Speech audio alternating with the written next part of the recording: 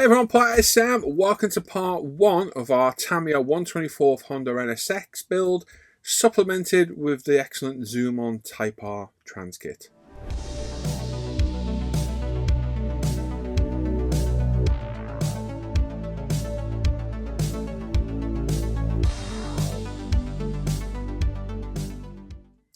So yes, I reviewed all this a while back on the channel. You can go back and have a look. I had a look through the Transkit from Zoom On and the Tamiya kit. The Tamiya kit alone is fantastic. Added with the Zoom On kit, just makes it the Type R and just looks absolutely fantastic. Don't forget, we've become Zoom On stockist at Pro Scale now, as well as a whole host of other things like Bob Snow's glues. So go over there and have a look. And also don't forget, you can become a patron of the channel. You can get it's about 3 months early access at the minute. I've got that much content on the go. I think it's like 3 months early access. You get a Saturday exclusive bench update for patrons only. Pick the applicable tier, get 10% off your orders of Pro Scale paints as well. And you get added to a Facebook group, which is just for patrons, and a private messenger chat group. There's like 70 of us in there. And you get a direct line to me as well, and you keep me being able to make these videos. So go over there, have a look at Patreon, have a look at Zoom on proscalepaints.uk. All the links in the description down below. You can go there, and we're going to crack on with this build and get going.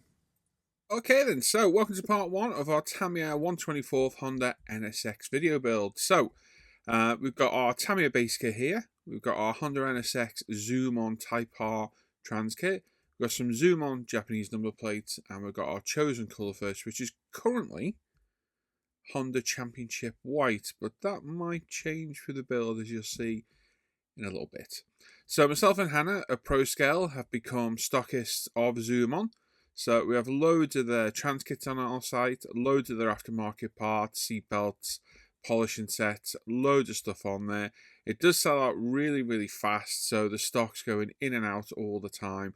But if you're looking for a first Transkit, this one is ideal because it's very simple and there's not a lot of actual body parts that you have to change. So really good set, and as you'll see at the end of this build, even the base kit alone is a fantastic kit as well.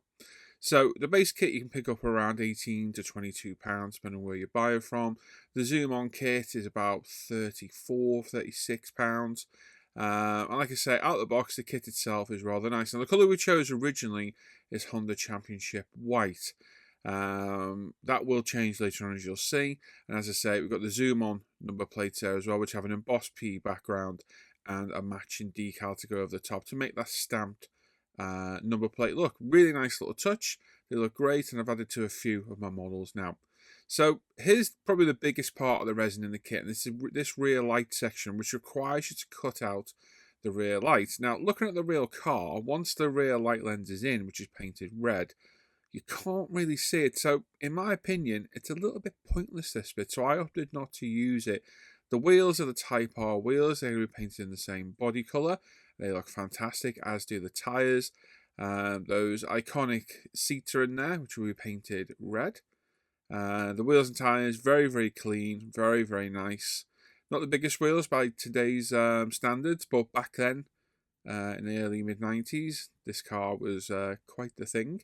We've got the new engine cover on the back as well, which has got photo etch on it so you can see through into the engine. And the first step of the build, after familiarising ourselves with all the parts, is to remove the side indicators.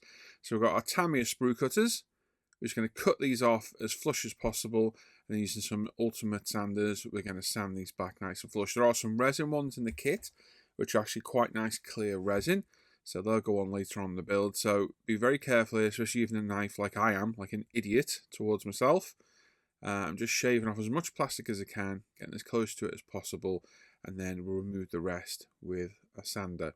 So I did a full review of this kit. You can go back on the channel and have a look. I had a good look through the box of the actual Tamiya kit and a closer look at the Transkit. There's photo etch in there, there's resin. It's a very subtle Transkit. I've always preferred the Type R versions of the Hondas. I'm not a big Honda fan, not a big JDM fan, but the Type R has always caught my eye, being white with the signature red seats in. So I've wanted this Tamiya kit because Tamiya makes a Type R for quite a while, but it's unbelievably hard to find and goes for crazy money. So when I found the Zoom On set, I thought, oh wow, we'll have that, and here we go. And now I get to make the NSX. I always kind of liked, which is this version. So some light sanding to get rid of this. Pretty easy to get rid of. And like I say, we're going to add back in the indicators later on. We're actually going to leave them in clear resin because I prefer the look. I'll explain that later on. There we go. Once they're removed, we're going to start on seam removal, which there is from front to back on the car. This is Tamiya's kind of older style plastic, which is a little bit nasty compared to today's standard. Yeah, and I'm not a big fan of coloured plastic on the kit either, which is a thing Tamiya did a lot of back then. I think they still do to this day, to be honest.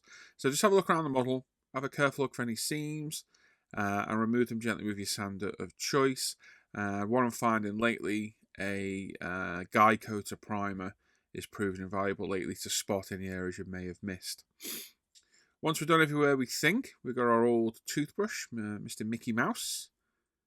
We're going to clean all the panel lines up with any sanding dust.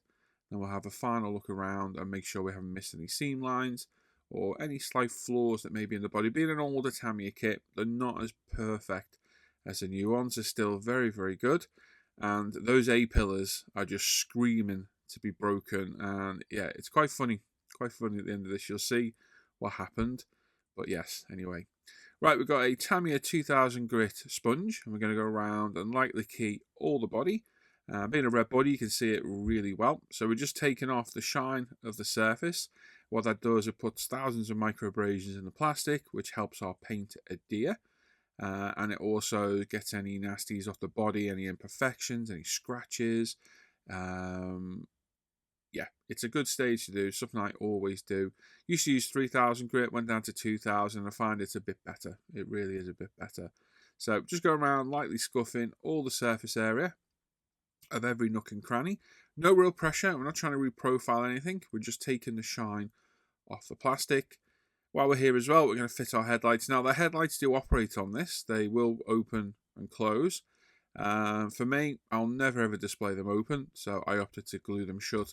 There is some very nice headlights in the Zoom On aftermarket set, the Transkit, but obviously, as I say, I opted not to use them. So I basically glued the hinge piece in and glued it shut, and I put a very light bit of glue on the actual pop-up headlight itself to stop it operating. So just a little bit of Tamiya extra thin in there. There we go. And that's it. Yeah, I always find things like this a little bit gimmicky. I mean, it's nice to show it with its lights open, but for me, the look of the NSX is with the lights closed. That lovely streamlined look.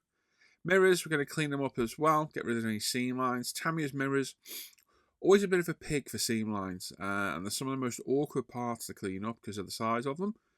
So using a UMP sanding sponge, we're just going to go around and take all those seams off. And then once we're happy, we're going to drill and pin these for ease. So we've got some small drill bits. These are the Zoom On drill bits we sell on the website. Absolutely fantastic little set. Just going to very gently drill into the bottom of the wing mirror where it sits on the vehicle. And then we'll pop some brass rod in.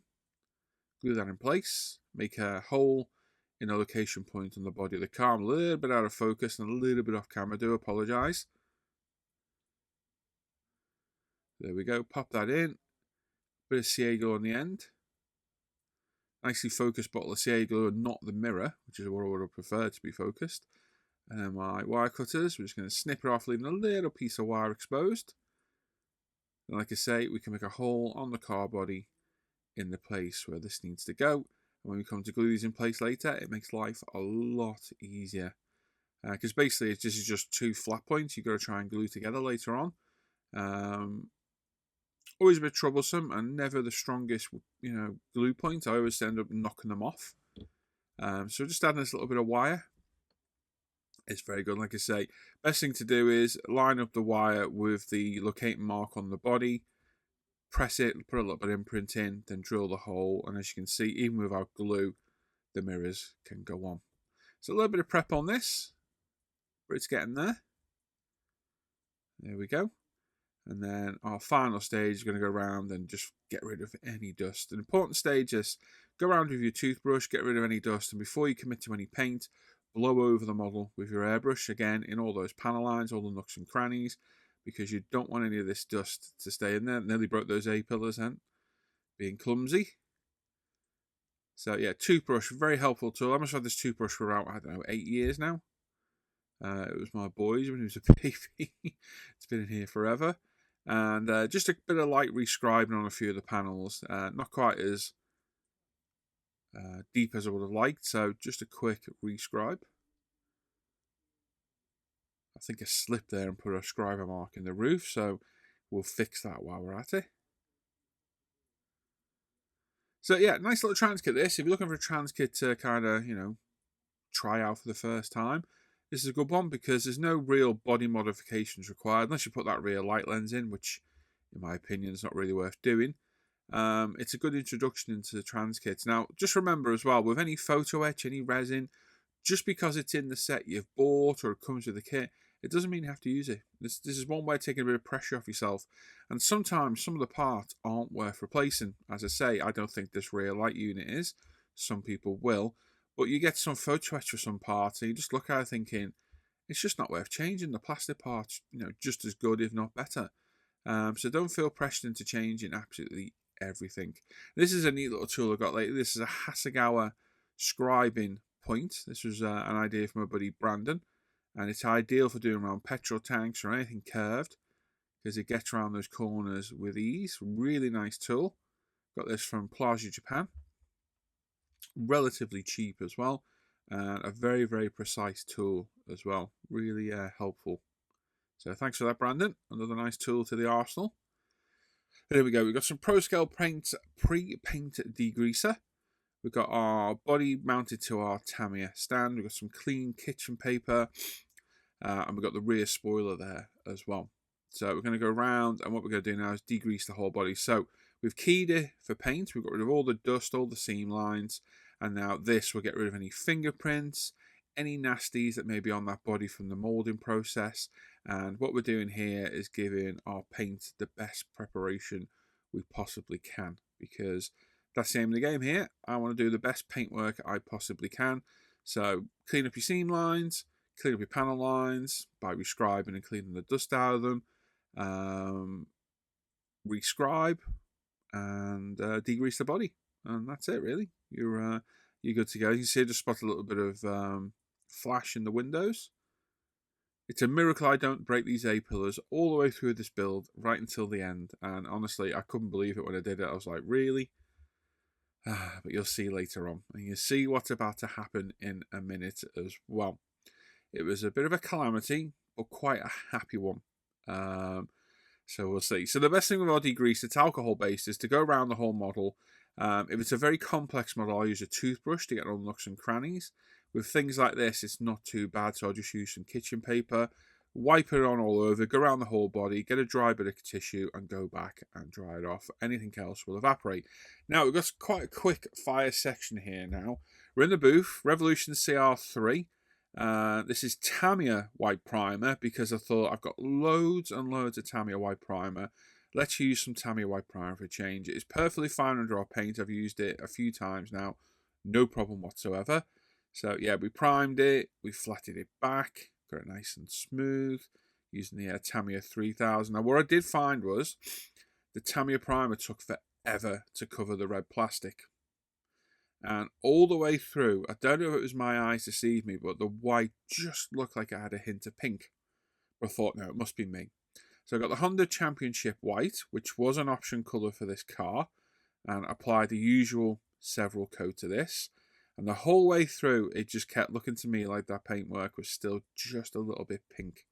Now, the Championship White is an off-white. It's not a pure white.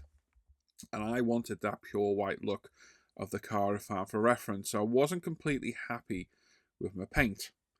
Now, I masked up and sprayed the black in our Pro Scale Deep Black on the roof.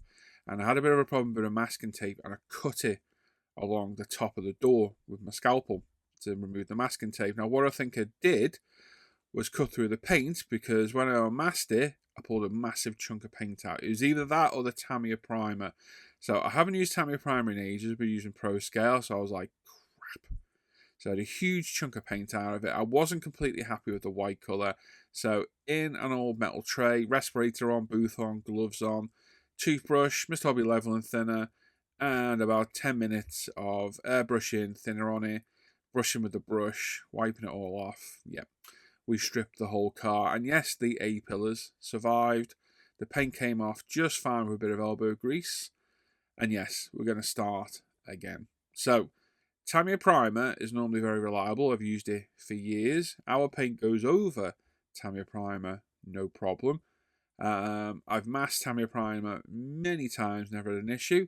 So I think what it is was silliness from me by cutting through the masking tape, cutting through the top layer of paint, which left a weak point.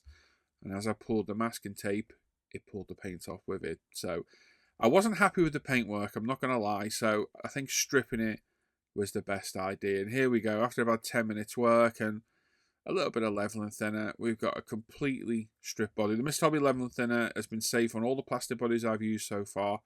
Yeah, but just make sure it is Mr. Hobby leveling thinner. So this time, all stripped, all keyed back up, all prepped again, exactly the same as before. We're going to put Pro Scale Paint grey primer down first, because this will cover over the red a lot better. So we're going to put a couple of coats of this down until we get a nice, even, light grey coat of primer. And then we're going to come back with the Pro Scale Paint white primer to give us our white base. Because if we try and put white paint over the grey, it'll take a lot more coats to do. And again, you're literally chasing the colour all the time. So to make life easier, I thought to get rid of the red, we'll go with grey primer, which covered it up absolutely fantastic, as you'll see in a minute. And then we'll get some white primer down to give us our base for our red. So there's a couple of coats of grey primer. You can see the red is very nearly all but gone. So we'll let that dry for a bit, and then we'll come back with some Pro Scale Paint white primer over the grey. And a few coats of this will give us a nice white base ready for our paint. Now, we're going to change colours. We're going from the Championship white to Grand Prix white. Now, these were both colour options on the NSX. I just happened to choose the wrong one. So the Grand Prix white is much pure white. It's a much nicer colour, and it's the colour used on the actual car I used for reference, because a bit of digging deeper, I found the colour code attached to the car. So yes, so a happy accident pulling the paint off, because I don't think I would have ever been happy with the paint.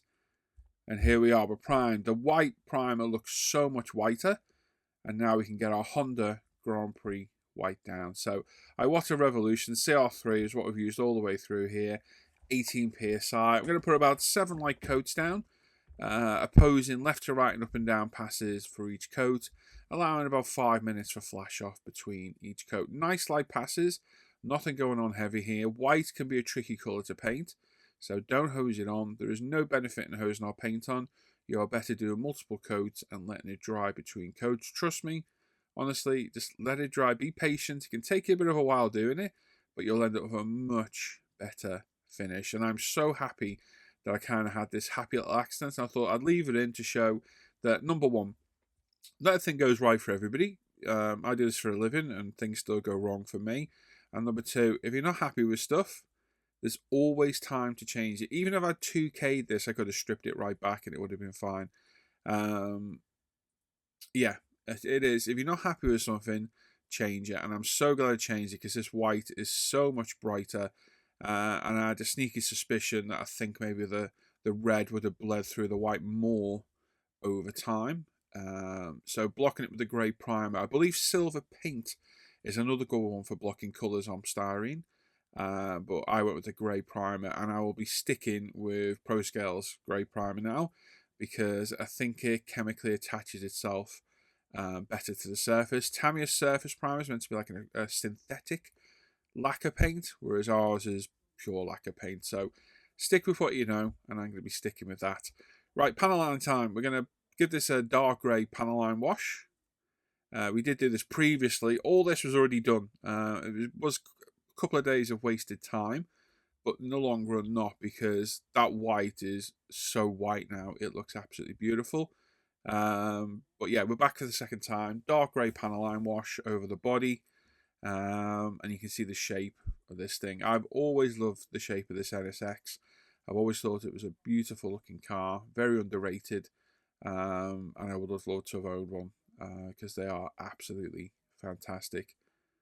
So yeah, some careful application of our panel line wash. Anything that'll hold a wash, get to wash. We'll let that dry for 20-30 minutes, then come back with cotton bud, some tissues with Winsor & Newton Sansador on, and give it a wipe and remove all the excess wash. So an important step this. Not a lot of people, not everybody does this, and I think it's a shame. I think it's an important step that really adds a bit of depth to your model. Now, sadly, the Tamiya enamel washes are not the easiest to get a hold of in the UK, so you're not quite often have to source them from overseas. But trust me, they're fantastic. Using an enamel wash over lacquer-based paints, so they do nothing to each other. And using the Sansador from Winsor & Newton, which is an odorless mineral spirit, it wipes the wash off perfectly. Even over this white kind of satin paint, the wash came off absolutely perfect. And it just adds depth to the vehicle. And a lot of people say, oh, it doesn't look real. Have a look at this car in real life. The panel lines look black. They do. It's just how it is. So for me, it's a perfect touch. I very rarely go true black. I always do like a grey, dark grey mix to take the edge off the black a little bit.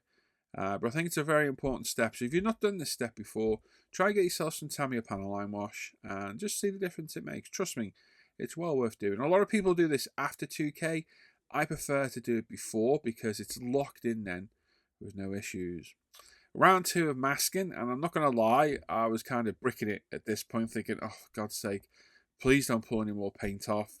I knew I wouldn't, confident with my primer, confident with my techniques, and thinking keep the scalpel away from the bloody paint.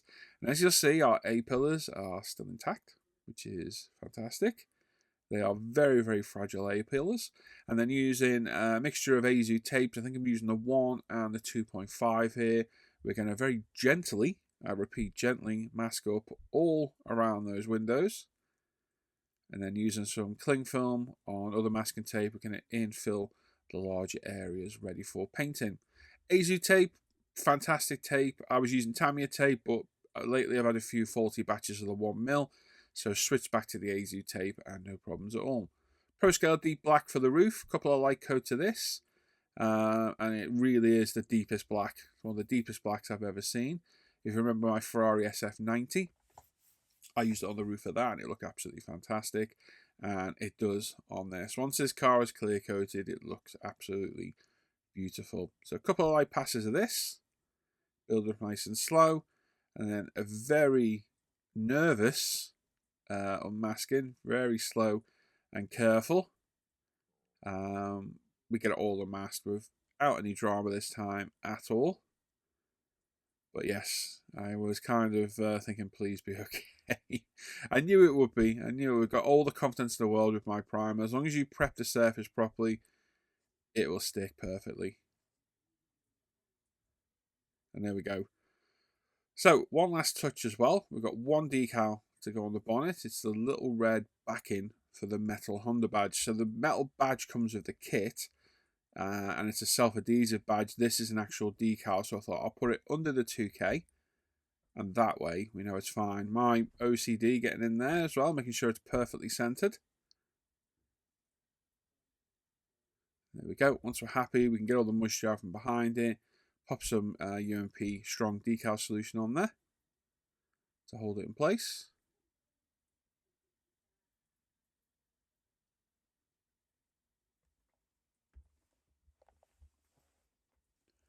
And there we go, fully centered. Now, 2K time. We've got a brand new mask. I've brought a new 3M 6500 mask with some appropriate filters. And we're going to wet our booth. That way any dust that lands on the surface will stay there, hopefully. We've got a fresh filter in the booth. We've got our dust box to our left. I am double gloved on my left hand, single gloved on my right because the left hand gets 2K all over it. I've got my arm covered, respirator on. I'm in the room on my own. And we're ready to go. Booth's running, windows open just a crack. We've got Pro Scale Paint's 2K Clear Coat here. I'm going to do what I always do, and it probably bores the life out of you. I'm going to show you the full 2K process from start to finish. So this is a 2-to-1 mix. So I usually mix 10 mil. I put more in than I need to. It's different for me. It's my product, basically. So 2-to-1 mix. So 10 ml of clear, 5 ml of hardener. Use a pipette for the hardener, and then throw it away. Do not put that pipette in any of the other bottles because you contaminate the set and ruin it. So once you've used that pipette, put the lid back on the bottle of activator, hardener, and then mix it up and throw the pipette away forever. So you don't need to mix as large a quantity as I do. 6 ml of clear and 3 ml of hardener should be more than enough for most cars. Yes, it should be just fine. So throw a pipette away. Then we get our thinner, and we're going to thin it by 5%. So 5% of, say, 15 ml is 0.75. So just under 3/4 of a milliliter. Well, exactly 3/4 of a milliliter. We're going to drop our thinner in.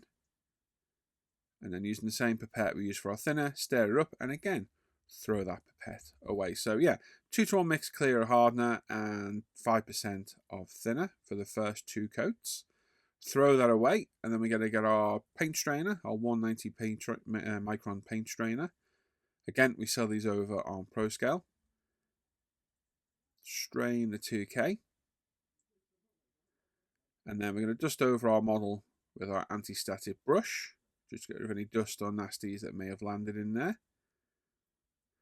Another important step as well, try and disturb your room as little as possible. Don't be hoovering or moving stuff around prior to this, because you'll get all dust airborne, and it's probably the worst thing you can do.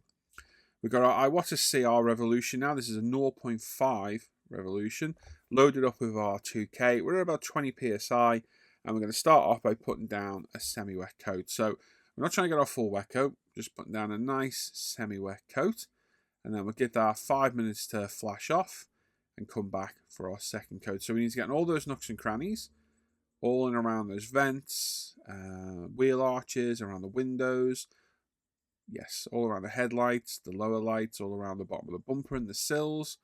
Just be consistent.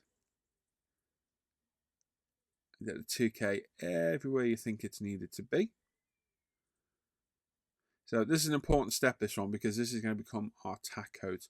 Once this is left to flash off for 5 minutes, it will get incredibly sticky, and then our subsequent wet coats will land on a sticky surface, and you've got a much less chance of creating a run. You'll also see I'm following the wet edge of the paint as well, so we keep that nice wet edge all the way, and we just systematically working ourselves around the whole body. Now the spoiler I've glued in place before priming and painting. You could leave it loose if you want, but I think getting it in place before this stage is an important step to do myself. Like I say, just make sure you get all those angles. A quick look around to make sure it's all nice and even. And there we go. We can pop that back in our little storage box. You can see my storage box to the left is basically a really useful storage box with a drop down front. I've drilled 4 holes in the side and glue gunned on some of the Tamiya plastic mesh that you get in some of the armour and car kits to stop any dust, and basically the car body can sit in there dust free, nothing will land on it, and it can off gas at its own time. Meanwhile, we're going to do our mirrors, exactly the same, nice semi-wet coat. Just remember on smaller parts you need less paint, and also remember the longer your 2K and the stickier that left glove will get, so when you're putting parts down, make sure nothing sticks to them. 5 minutes have elapsed, and we're back for our second coat. And we're going to go for another semi-wet coat. So we're putting down near enough the same coat as the first time. We're not aiming to get our perfect clear coat. I'm just putting the material down. We will get our perfect finish with our very last coat at the end. So nice and precise, getting all those areas, keeping that wet edge. We're going to go all the way through. Now, the reason I show this step every time is because my videos, and I've been criticised in the past for this, that all my videos are the same. Well, yes, I look at every single one of my build videos as if somebody has bought this kit, found my video, and has followed it as a guide. So I don't want to be sending people left, right, and centre to different videos when I can show them in this video. So it might be repetitive. I'm not going to apologise for that. I've always done my videos the same. It's as if someone who maybe hasn't modelled before, or is new, or has got this kit and wants to see how it's built, You can see a full step-by-step guide. So yes, it's going to be repetitive in stages, but I think that repetitive can be good as well because it can kind of drum into you what I think are some key fundamental parts of modelling. Preparation is key, painting properly, 2K application, again, an important stage. So yeah, you can always skip past these pieces. You don't have to sit and watch it all, but always try and explain it as good as possible. There's our second coat down on the main body. We're going to do our wing mirrors as well, and then we'll let that flash off for 90 seconds or so, basically let that 2K self-level a bit. And in the meantime, what we're going to do is we're going to pop our 2K mix back in a fresh medicine cup, clear our airbrush, put the remnants that we had left over from before back in, and we're putting in a fresh one so I can see the markings on the side properly. Because what we're going to do is we're going to thin this mixture another 10% again. So if you're left with 6 milliliters of clear behind now, we're going to have 10%, which would be 0.6 milliliters of thinner. So using a fresh pipette, we're going to put in the appropriate amount of thinner. So another 10% of thinner in my mix. And what this will do, this will make the 2K a lot thinner. A little bit of thinner makes the 2K a lot thinner. And what that'll do now is it'll spray over our 2K coat we've already laid down. Much easier, much thinner. And it will self-level so much better. I've tried every different way with our 2K to get the best optimum 2K out of the airbrush. And for me, this is the way. The first two coats thinned 0.5%. And the last one thinned an extra 10% on whatever's left. And it does make a big difference. So on this coat, I've come a little bit further back from the model. And I'm going a little bit slower.